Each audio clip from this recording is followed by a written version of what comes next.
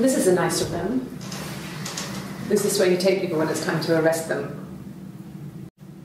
Yes, I understand my rights. No, I don't need a lawyer. Yes, no lawyer. What are you going to arrest me for? I didn't murder Simon. You've got it wrong. You've got the wrong person. Yes, I'll take a lie detector test. I've never taken a lie detector test before. Does it really work?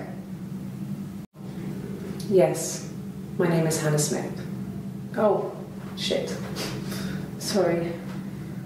Sorry. Yeah, I get it. Yes. Yes. Yes. No. Yes. Yes. No. No. No. I can take the stuff off now. Did I prove I'm innocent? My name? That was the only question I failed. Your lie detector works. My mother called me Eve. Well, she wasn't my real mother, but she raised me.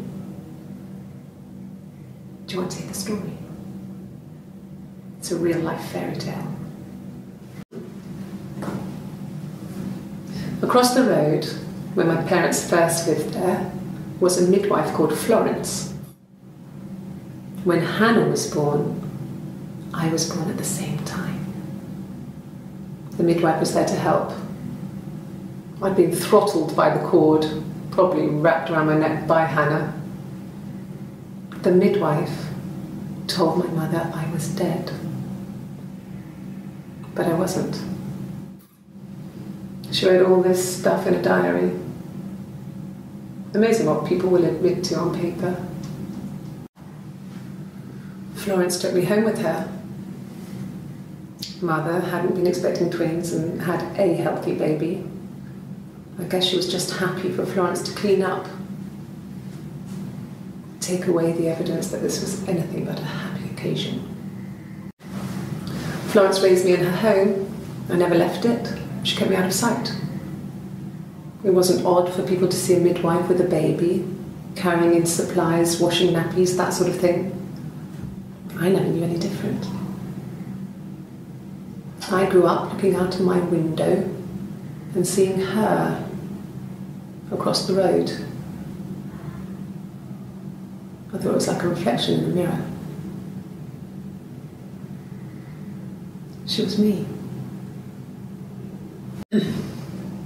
Yes. The first time we saw each other, it was strange. We both realised at the same moment, I think. We must have seen each other before, but there was this instant when we first realised it wasn't a reflection. The reflection was staring back. I think I was 5. It was my birthday. My reflection was wearing a party hat and waving. I knew what party hats were from books. And it suddenly occurred to me, today must be my birthday. I waved back and we just spent ages waving at each other and copying each other's movements.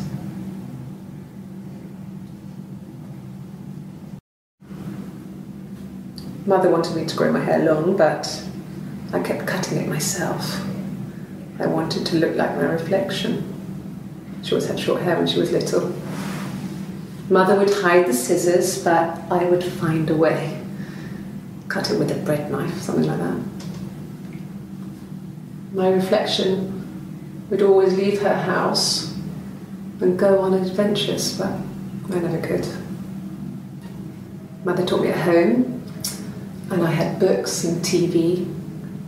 Oh, TV was magical, but it was only on when it wanted to be, so I spent a lot of time reading books.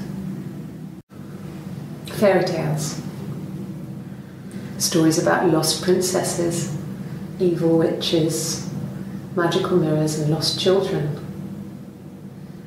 So you see, even before I knew the truth, I'd found it in those stories. Florence was a warm, kind person, but she was broken, I guess.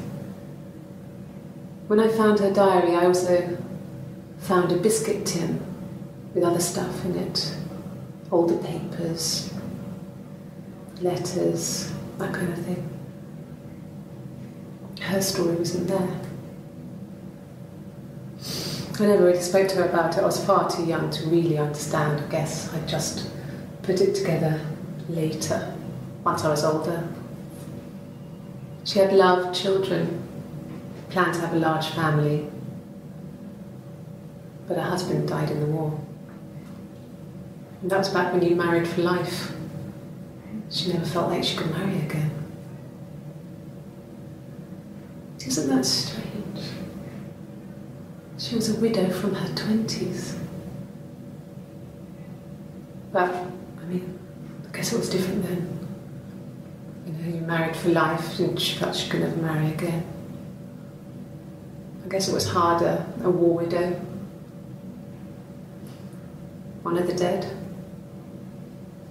I don't know, maybe there was more to it than that. I don't really know.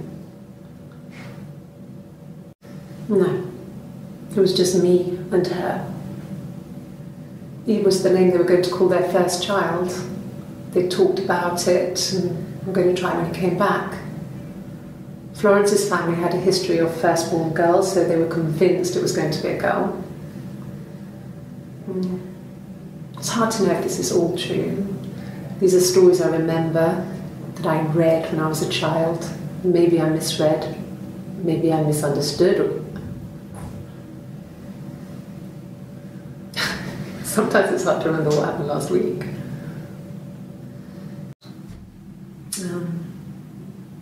When I was 8, Mother died. She slipped down the stairs. It was an accident. I had read a diary at that point and I knew she wasn't my real mother. So I burned the diary that day and I left. Walked out and across the street. I wanted to see my reflection. I thought that if I touched her, something would happen. We would become one. One girl. The fairy tale was over, the witch was dead, and I'd be restored to my rightful place. She recognised me from the window. She told me to come inside, and she hid me. They had made the attic into a place where Hannah could play. There was a dollhouse. She hid me up there. No one else ever went into the attic. It was her place. I'm not sure where the dollhouse came from. I don't know if it was given to them or they inherited it. I mean, they wouldn't have had the money to buy it. It was so huge. It must have been taken up to the attic in parts and then reassembled up there. It's a beautiful thing. Wallpaper to scale, little furniture, the lights work, mirrors, beds, big duvets and pillows. We spent hours and hours playing in it, invented all these characters and families who lived there. We wrote paperwork for them all, passports, diaries, and gave them all really elaborate stories. Once, a moth got trapped in there. We'd left a light on. It was making the most horrendous noise. We tried to kill it, but it was tough. We ended up crushing it under a copy of the Arabian Nights. It just became our way of life. We would swap places and take it in turns to do things. And we were very careful Whoever had been out that day would come back and write a detailed diary so that we were on the same page. We had a list of rules that said what we could and couldn't do in any given situation. It was exhaustive. We lived a second life through those rules. Rules for things that could only ever happen inside our imaginations. We would consider all the permutations of future events and agree rules to walk our way through them. If one of us got hurt, the other one would have to be hurt too. A grazed knee, a bruise. When I lost my tooth first, we had to pull out Hannah's to match. Once, I slept with a boy who was seeing another girl. The girlfriend came up to Hannah the next day and punched her in the face, gave her a huge black eye. That night, she had to do the same to me. And she almost went too far. I couldn't see out of that eye for days. She snapped frozen peas up for me from the kitchen. So much of our bodies was synchronised anyway. We started our period on the same day, all our childhood diseases, stomach bugs, nits. Mum and Dad had never had any reason to notice. They were always busy. If Hannah was eating a lot, they didn't mind. She didn't put on any weight. That girl has a healthy appetite.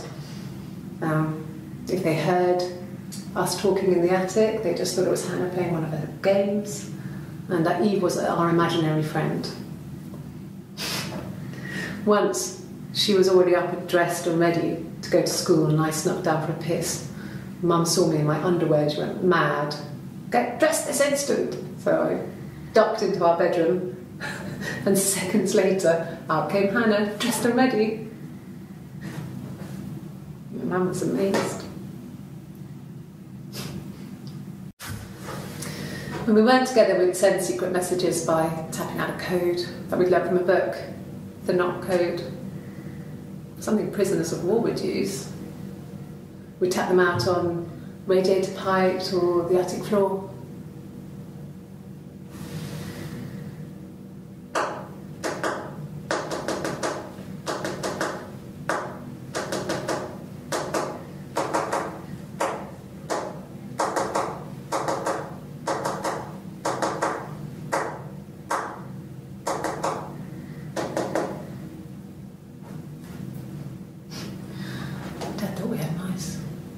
But they couldn't find any. Bought a cat anyway. We loved our cat, Domino. He had this little bell around his neck to stop him from killing birds in the garden.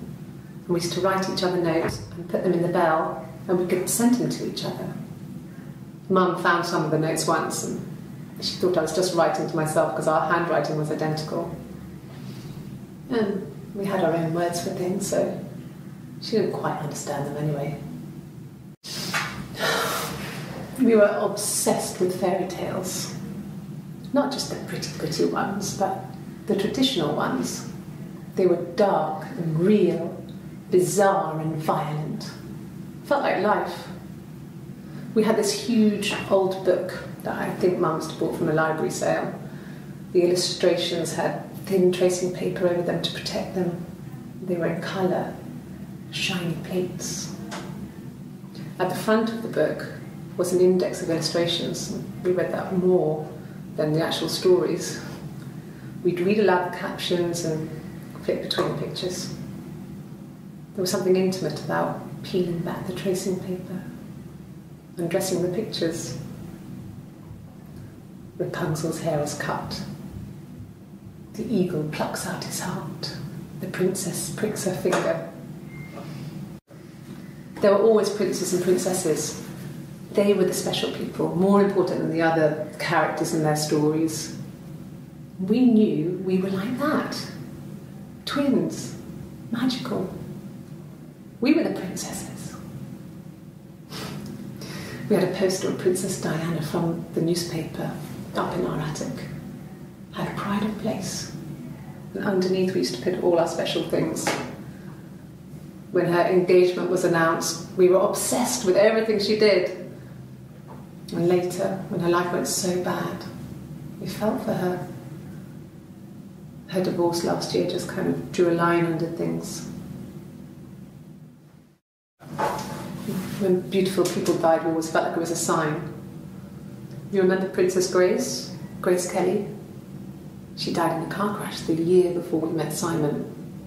We used a Ouija board to speak to her, and that gave us the power to find him. That's what we thought then. That people who died tragically leave some kind of magic behind. We used to share dreams. We used to wake up and write them down in our diaries immediately and compare them. Mum and Dad never knew what was going on. We got so good at it. We were so in sync that we'd use each other to cheat. If one of us had a hangover, the other one would go to school. Whoever was best at a subject would sit the exam. There were lots of differences between us. Some things one is better than the other at. Differences? She's a better driver than me. She passed the test for us. I tried to take it and nearly crashed the car. Learned that you can't rely on confidence to get you through everything. She is the shy one. She was especially shy around boys. If Hannah liked a boy, I would have to pursue him. It was that way with Carl. Hannah met him first. She had such a crush. I let him take my virginity after a night that his band had played at. It got difficult. When I was with Carl, we would have sex, but Hannah couldn't let him see she was a virgin. She had lots of excuses. After a while, we decided that I should take Hannah's virginity. It's not that different to a bruise, pulling a tooth, a graze. We used a hairbrush. After that, we took it in turns, though. I was always the one who seduced the boys. Until Simon. Hannah was so smitten with Simon. She started getting jealous, didn't want to share. Even the first date. We went to see Tom Cruise at the Old Odeon. We both went, kept changing places in the toilet. We only had the one best dress, so we had to keep swapping clothes. Must have thought we had terrible bladder problems. The next date, it was my turn. At the end, I let him kiss me, but that was it. We didn't want another Carl on our hands, and the Ouija board had said to hold back. After that, it was Hannah's turn, and she slept with him. Broke the rules. Deliberately broke the rules. She wanted to be the first to sleep with him. I mean, that's when she got pregnant. From that one time. Can you imagine? I tried. I tried to get pregnant too, but it didn't happen. I slept with so many boys, men. My body refused. I think my period stopped because hers had. I was pretty ill. I mean, how could we stay the same now? I felt like Hannah had really fucked things up. Set us down separate paths. We had become different. No. The parents decided there would be a wedding. And after the wedding, Hannah moved in with his parents. There was no way I could follow. So we were separated again. I stayed in the attic. It was hard. It was like I suddenly didn't exist. I would sneak out, but in case anyone recognised me, I started wearing a wig. Hannah and I would meet up in the park. I was trying to get pregnant. But I couldn't. I mean, I couldn't do it with anyone we knew, so it was sex with strangers.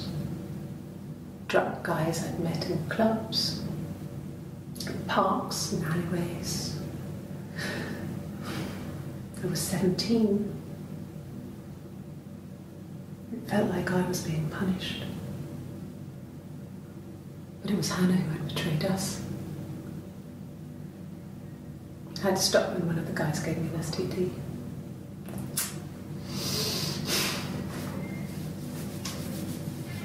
When we met up, it was disturbing.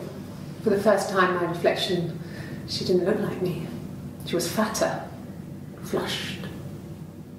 If anything, I was getting skinnier. I found it hard to look sometimes. We talked about what to do.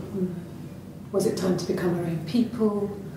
I mean, that seemed like the right thing to do, but neither of us wanted it. We agreed that her and Simon would get their own place as soon as possible, and then I could move in. And that was the plan.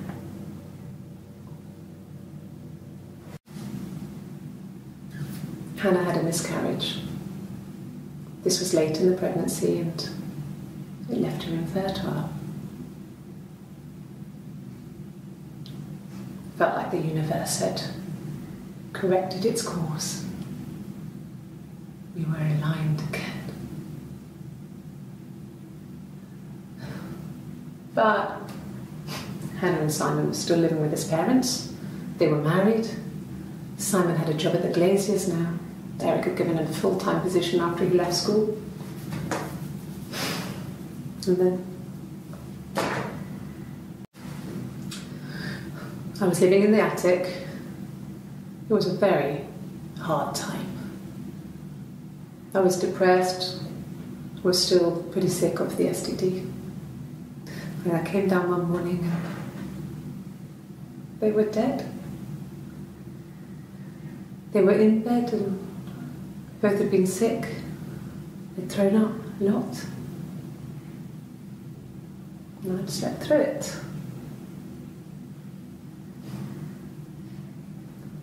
The police said it was the mushrooms they ate. Dad was a mushroom expert. I mean, he used to take us picking with him and he taught us how to recognise them. And there's no way he would have picked death caps.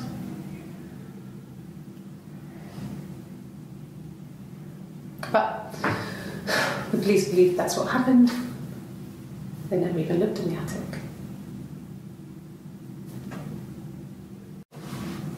Yes, it was a cremation for the best. We both wore black and had veils, so it was easy. And after the funeral, everyone came back to the house. Hannah served up sandwiches, and I stayed out of sight. The legal stuff was completed very quickly. Hannah moved back in with Simon. Eric gave Simon the week off to help with the move. He decorated, modernised wallpaper, curtains. Hannah insists the attic be left as it was, dollhouse and all. Simon never went up there. It lasted about 6 months. I tried to carry on, but everything was different. Hannah insisted I not pretend to be her around Simon, let alone sleep with him. We didn't share him like the others. The rules had changed. Me living in the attic had become weird in a way it hadn't been before. So I moved out. Got a small bed set. Got my tattoo to mark the occasion. I was singing in a bar in the evenings, so I had some money, enough money to cover my rent. And I've been doing something similar ever since. I haven't put down any roots. I don't exist.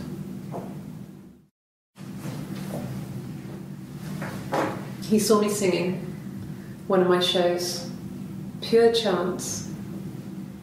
Not sure I remember what he was even doing there. Afterwards, I had a drink at the bar and he came over and we got talking. I knew who he was. Obviously I knew who he was, but he didn't know who I was. He was fascinated by the likeness. He guessed my name from my tattoo. Told me it was a palindrome, like that would impress me. I enjoyed talking to him. It was amazing to be able to sit and interact and talk to him after all this time. He didn't tell me he was married. I'm not sure what he was thinking. He later told me it was like he was dreaming. A waking dream. No. No, he wasn't wearing his wedding ring. Nothing else happened that night. We talked, then I said goodbye. Then next week I was singing in the bar again, and there he was. And again the next week, he offered to buy me a meal. I told him I had already eaten, and so we got chips and ate them on the beach instead. When we said goodbye, he asked me to kiss him. Romantic. Yes. I thought about telling Hannah. I felt guilty after the kiss. But then it began to feel like this was the way it should be. Sharing, like we had before. He never mentioned her to me. There was the Simon with me and the Simon with her. It was almost like it was a different Simon. But after the kiss, the next time, he took me back to the house, to our parents' house, to their house. So, it was definitely him. I sometimes think he wanted to get caught to prove to himself that we were different people. He told me about his marriage, told me how his wife was completely different to me. I almost burst out laughing. I think it was that time, the first time at the house, in his bed, that I got pregnant. Amazing, right? This fucking magic sperm. And they say lightning doesn't strike twice. I didn't tell him. I missed 3 periods. I had pretty irregular periods anyway, but 3. I had always thought we were infertile. Both of us. I didn't tell him. Just waited. Hannah and I were meeting for our birthday, and I told her because I thought she would be happy for us both. I think she was. No. I told her it was one of my boyfriends, someone I had met in the bar. I think she was happy. But I could tell she was thinking, why couldn't it happen to her and Simon? They were the ones with the real life. Why not them? Then she told me she wanted to help more. She said I should move in with her. She would come clean with Simon about me. I was family. I couldn't have a baby in a bedsit. I told her I didn't want to tell Simon. Told her to wait for the time being.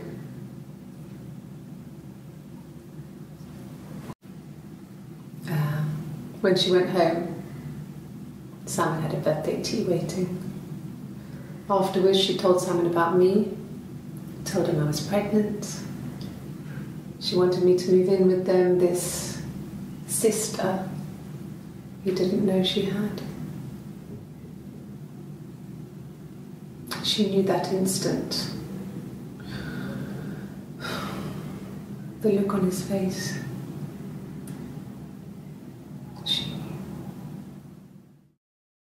She sent him out the house, kicked him out, called me up, crying, and I went round. I guess I had a feeling I could hear something was wrong in her voice, but I wasn't sure what it was. She called me sister on the phone. She never calls me that. This was about 9.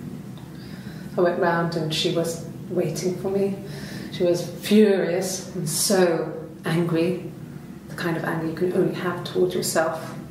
We screamed at each other, argued, cried, we fought. I hit her back, left a bruise. I had my wig on from performing, she tore it off. Eventually, we grew tired of fighting and I left. It's like I told you before, I drove. I took the car and drove. I don't have my own car, but I have a spare set of keys.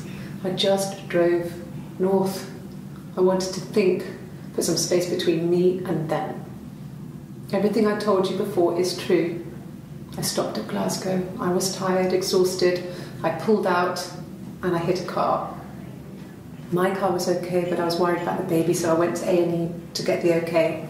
Everything was fine. Slept in the car. When I woke, I tried to call Hannah from a payphone. She wasn't answering. And then I decided to drive back.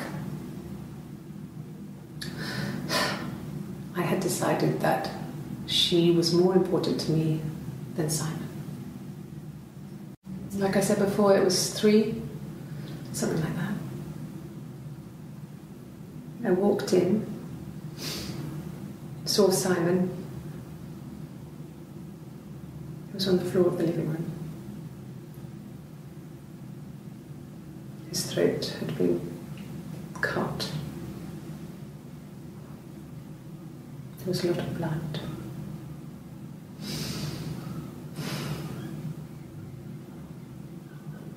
Yeah, he was dead.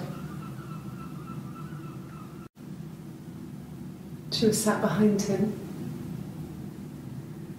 She had my wig on. And she'd been there all day.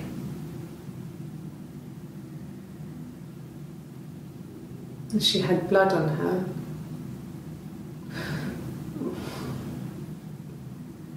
And she was in shock.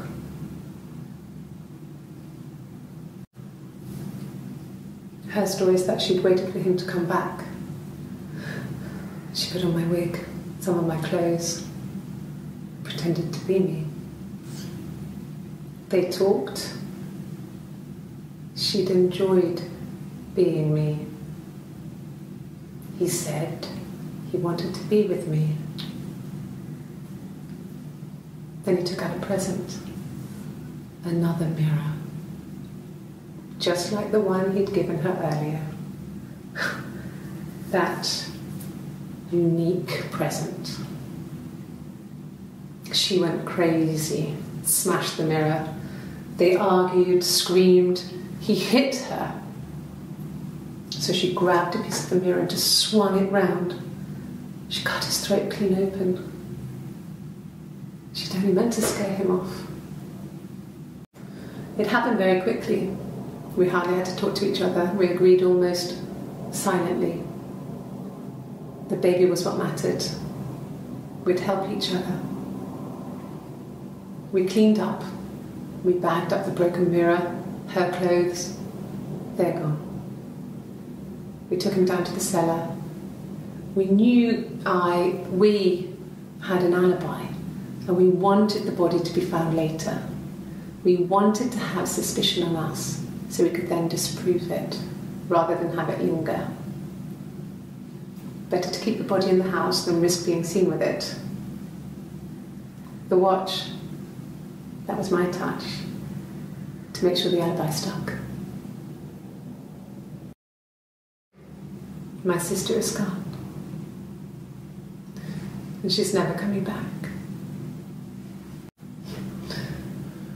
Can you arrest someone who doesn't exist? I'd like to speak to a lawyer now. Please. You have no murder weapon. You have nothing.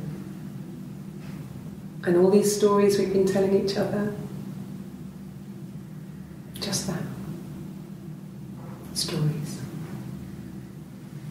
Okay, das war ein langes Video und ich glaube, was ich erzähle, wird auch noch mal ein paar Minuten dauern. Ich werde jetzt mal das wiedergeben, was ich jetzt da rausgezogen habe für mich. Es war ja mehr oder weniger ein Geständnis. Okay, wir fangen einfach mal vorne an. Sie sagt am Anfang, sie hätten die falsche Person. Das heißt, sie beschuldigt da schon ganz klar, Hannah sei die Mörderin von Simon. Sie hat wieder die Kette an, genau wie die Person Kaffee trinkt. Ich glaube, immer die Kaffee trinkt, der hat diese komische Kette an. Habe ich mir doch nicht immer aufgeschrieben.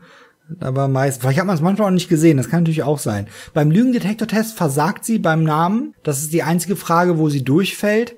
Jetzt weiß man natürlich nicht, was wurde sonst noch gefragt. Aber es wurde ja höchstwahrscheinlich gefragt, haben sie Simon umgebracht? Und sie hat wahrscheinlich Nein gesagt und das hat der Lügendetektor nicht als Lüge identifiziert. Und da stellt sich dann vor als Eve. Und hier gibt sie gibt dann hier zu, dass sie Zwillinge sind. Dann erzählt sie die Geschichte, ihre Mutter hat unerwartet Zwillinge bekommen und sie, also Eve, hatte eine Nabelschnur um den Hals und alle haben gedacht, sie sei tot. Und die Hebamme hat sie dann mitgenommen, hat da ein bisschen aufgeräumt, hat der Mutter nichts davon erzählt, dass sie doch noch lebt und hat dann Eve bei sich aufgezogen, auf der anderen Straßenseite. Das heißt, die haben sich immer gesehen, die haben gedacht, das wäre die Reflexion und so und irgendwann haben sie sich erstmal kennengelernt, aber na egal. Hier benutzt sie auch wieder die Ausdrücke, die Regeln gebrochen und alle sind auf der gleichen Seite, everyone's on the same page, alle sind auf dem gleichen Stand. Das hatte die andere, wer hatte das gesagt? Das hatte die Dritte gesagt. Genau, die Dritte hat auch schon von gebrochenen Regeln gesprochen. Und sie sagt auch, Hannah sei der bessere Fahrer. Wie wir auch später, ich springe mal gerade ein bisschen. Die Glasgow-Geschichte stimmt nämlich doch. Sie stimmt aber nur für Eve. Hannah war nicht in Glasgow. Eve war zur Tatzeit in Glasgow. Und Hannah nicht. Deswegen hat Eve auch diesen Typen da angefahren. Also, Eve hat diesen Typen auch angefahren, weil Eve der schlechtere Fahrer ist. Sie hat diesen Taxifahrer da angefahren. Deshalb ist da auch wahrscheinlich irgendwas mit dem Krankenhaus stimmt da mit den Polizei-Nachfragen nicht ein. Sie sagt auch, Hannah ist schüchtern. Das heißt, Hannah war auf jeden Fall die einen Tee getrunken hat, war Hannah dann. Die mit der Bruce. Die mit dem... Dann war die Kaffee getrunken hat, immer Eve? What? Das muss ja dann sein, weil die einzige... Genau, das war Hannah. Sie sagte auch, sie hätte Eve fast ermordet. Also die 1, 2, 3, 4. war auf jeden Fall Hannah. Die 4. war Hannah. Das heißt, die Teefrau war Hannah. Das heißt, die 2. war auch Hannah. Genau, die hat auch gesagt, das Geschenk hat ihr nicht gefallen. Das erfahren wir auch in diesem Video. Warum nicht? Weil Hannah hat sich später als Eve verkleidet und so den Simon umgebracht. Und er hat ihr vorher nämlich nochmal den Spiegel geschenkt, den er ihr schon geschenkt hat. Und sie hat gedacht, das wäre was ganz Einzigartiges, hat sie gedacht. Aber er schenkt ihn halt auch noch, er dachte, er schenkt ihn auch noch mal Eve, hat ihn aber dann noch mal Hannah geschenkt. Ja, also die Teefrau war Hannah. Also zuerst war Eve da. Dann streiche ich hier mal durch. Zuerst, im ersten Video war es Eve. Im zweiten war es Hannah. Im dritten müsste es dann wieder Eve gewesen sein. Im vierten war es dann wieder Hannah. Im 5. war es wieder Eve. Im 6. Da war das, wo sie so, Zwillinge. Das müsste dann auch Hannah gewesen sein. Es scheint immer abwechselnd zu sein. Stimmt ihr mir dazu? Das war immer abwechselnd. Immer mal war der da. Okay, gut, weiter. Dann sagt Eve auch, Hannah habe die Regeln gebrochen. Das ist wieder dieser Ausdruck, den sie auch schon mal benutzt hat, den wendet sie hier wieder an. Hannah hat sie auch entzweit. Sie hat dadurch, dass sie mit Simon zu seinen Eltern gezogen ist, hat Hannah das Leben von Eve und Hannah auseinandergebracht, weil vorher hat Eve ja bei Hannah, haben die beide bei ihren Eltern gelebt und da hat Eve auf dem Dachboden gelebt und hat sich da versteckt und die haben sich ihr Leben geteilt. Als sie dann aber mit zu Simon gezogen ist, da ging das nicht mehr. Da hat das nicht mehr geklappt. Dann, was ich vielleicht, da bin ich mir aber nicht sicher, hat Eve vielleicht sogar die eigenen Eltern umgebracht? Sie hat davon gesprochen, hier von wegen, dass sie an Lebensmittelvergiftung gestorben sind. Aber der Vater wusste ja mit den Pilzen, bla bla bla. Aber ich glaube, so wie sie sich verhalten hat, könnte es fast sein, dass sie auch ihre Eltern umgebracht hat. Dann hat Eve Simon in der Disco kennengelernt, wo Eve mit Perücke und so aufgetreten ist und gesungen hat. Und da haben sie sich das erste Mal kennengelernt. Das heißt, Simon hat die beiden Zwillinge unabhängig voneinander kennengelernt, ohne das Wissen, ohne dass die beiden wussten, beziehungsweise ohne dass Hannah wusste, dass Eve sie auch kennengelernt hat. Dann, was auch wichtig ist, Hannah, ich komme mit den Namen durcheinander, Hannah hat Simon von Eve erzählt und danach hat sie ihn rausgeschmissen. Hat sie ihn rausgeschmissen? Nee, genau. Nee. Hannah hat dann Simon erzählt, ja, sie ist schwanger und Simon wusste sofort, scheiße, das Kind ist von mir. Und dann hat Hannah Simon rausgeschmissen und Eve und Hannah, oh Gott, haben sich geprügelt und gestritten und daher hat Hannah diesen blauen Fleck im Gesicht. Deshalb ist die dritte auf jeden Fall Eve. Genau, weil die erste, weil die sagt nämlich, der hat nämlich die Bruce auf der falschen Seite. So, Glasgow-Geschichte stimmt doch. Und Eve erzählt, Hannah, erzählt aber ziemlich detailliert, wie Hannah Simon umgebracht hat. Das hat mich ein bisschen stutzen lassen. Und dann natürlich der letzte bzw. vorletzte Satz. Da sagt sie einmal, Hannah is gone, also Hannah ist weg, ganz weg, wie auch immer. Hat sie die umgebracht jetzt mittlerweile? Ist es das? Kann es das sein? Oder ist Hannah nur zweimal zu sehen, als zweite und als vierte und danach war es immer Eve?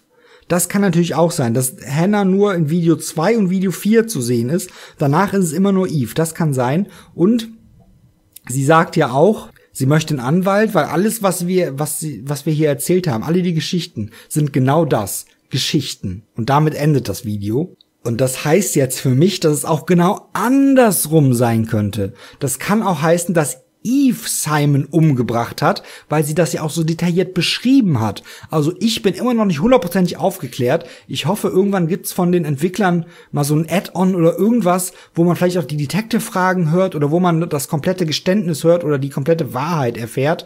Das wäre echt super. Das würde mich echt sehr befriedigen. Also, das war's jetzt komplett mit Her Story. Ich hoffe, es hat euch gefallen alles. Jetzt habe ich fast noch mal so lange geredet, wie das Video war. Ich danke euch fürs Zusehen. Und bis in einem weiteren Let's Play und lasst mir doch eure Theorien und eure Erklärungen gerne in den Kommentaren da. Ich würde mich drüber freuen. Bis zu einem neuen Let's Play. Macht's gut. Euer Rainbird. Tschüsschen.